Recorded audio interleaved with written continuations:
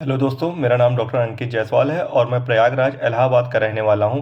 और आज मैं आपको स्पॉन्डिलाइटिस के बारे में जानकारी दूंगा। स्पॉन्डिलाइटिस का अर्थ होता है रीढ़ की हड्डी में सूजन या डीजनरेशन की समस्या को हम लोग स्पॉन्डिलाइटिस कहते हैं। आम भाषा में लोग स्पॉन्डिलाइटिस को कमर दर्द या गर्दन की दर्द को स्पॉन्डिलाइटिस समझते हैं। स्पॉन्डिलाइटिस जनरली 3 प्रकार का होता है। पहला सर्वाइकल स्पॉन्डिलाइटिस, दूसरा लंबर स्पॉन्डिलाइटिस और तीसरा एंकाइलोजिंग स्पॉन्डिलाइटिस कहते हैं। एक एक करके मैं आपको तीनों की जानकारी दूंगा। सर्वाइकल स्पॉन्डिलाइटिस का लक्षण होता है गर्दन में दर्द, गर्दन जकड़ जाए, गर्दन जाम लगना, गर्दन घुमाने में दर्द, हाथ उठाने में दर्द, सिर में दर्द, चक्कर आना, कंधे में दर्द, हाथ में सुन्नपन होना। ये सारे लक्षण जो है सर्वाइकल स्पॉन्डिलाइटिस के होते हैं। अब लंबर स्पॉन्डिलाइटिस का लक्षण, लंबर स्पॉन्डिलाइटिस में कमर में दर्द, कमर में जकड़न, झुकने में दर्द, उठने में दर्द, बैठने में दर्द, कमर में नस दब जाती है, पैरों में जलन होना महसूस होता है, कमर से लेके पैरों तक दर्द जाता है।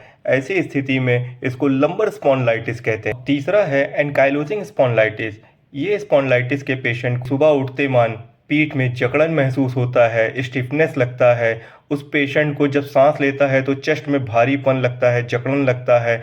चलने में पेशेंट को आराम मिलता है और जब रेस्ट करता है पेशेंट तो उसकी तकलीफ़ें बढ़ जाती हैं, उसकी पीठ सीधी नहीं हो पाती है, जकड़ जाती है। ऐसे पेशेंट सीधा नहीं बैठ पाते हैं। ऐसे पेशेंटों को एंकाइलोजिंग स्पॉन्डिलाइटिस कहा जाता है। स्पॉन्डिलाइटिस कब होता है? हमारी रीढ़ की हड्डी छोटे छोटे वर्टिब्रा मतलब छोटे छोटे बोन से बनी होती है और उनके बीच में एक डिस्क जो कुशन की तरह रहती है, और जब यह डिस्क कमज़ोर होती है तो हमारी रीढ़ की हड्डी जो वर्टिब्रा जिसे कहते हैं, स्मॉल जॉइंट्स जो होता है, वो आपस में घिसने लगते हैं, जिसकी वजह से वहाँ पर सूजन और दर्द उत्पन्न होता है।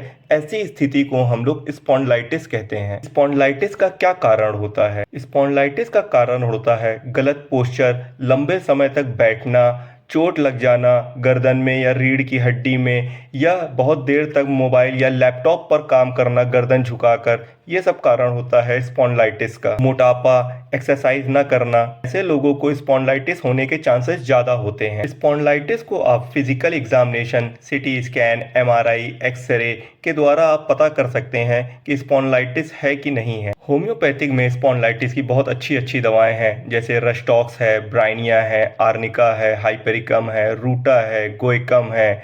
इन दवाओं का सेवन करने से स्पॉन्डिलाइटिस में आपको काफ़ी राहत मिलेगा। जिन पेशेंट को चलने से राहत मिलता है स्पॉन्डिलाइटिस में, उन पेशेंट को रस्टॉक्स 200 पावर में 4 ड्रॉप्स दिन में 2 बार लेना चाहिए। अगर पेशेंट्स को आराम मतलब बैठने में आराम मिलता है तो उन पेशेंट को ब्राइनिया लेना चाहिए। अगर किसी को कमर से लेके या गर्दन से लेके दर्द नीचे पैरों की ओर जा रहा है तो ऐसे पेशेंट को कालमिया 200 4 ड्रॉप्स दिन में 2 बार लेना चाहिए।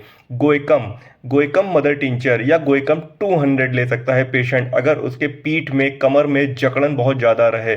अगर मदर टिंचर लेता है तो 15 ड्रॉप्स दिन में 3 बार लेना है, और अगर 200 पोटेंसी ले रहा है तो 2 ड्रॉप्स या 4 ड्रॉप्स दिन में 2 बार ले पेशेंट। और रूटा या हाइपेरिकम, हाइपेरिकम के पेशेंट्स में नर्व पेन बहुत ज़्यादा रहेगा। इसमें कमर या गर्दन से पेन जो नीचे की तरफ डाइवर्ट होती है, पेन जाता है।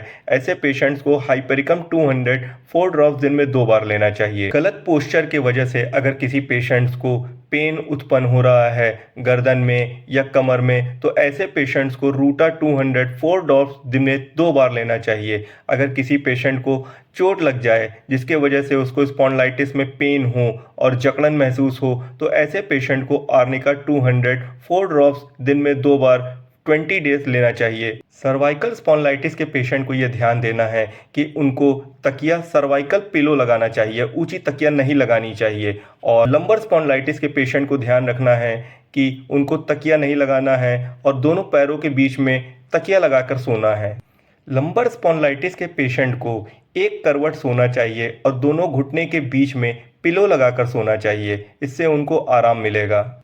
स्पॉन्डिलाइटिस के पेशेंट को ये ध्यान रखना है कि झुककर, पैर मोड़कर नहीं बैठना है, झुककर कोई काम नहीं करना है ज़्यादा देर, और भारी सामान नहीं उठाना है, और रेगुलर एक्सरसाइज और वॉक करना है। ऐसे पेशेंट्स सही पोस्चर रखें और भारी सामान एक बारगी ना उठाएं। लंबे समय तक एक पोस्चर में ऐसे पेशेंट्स को नहीं बैठना चाहिए।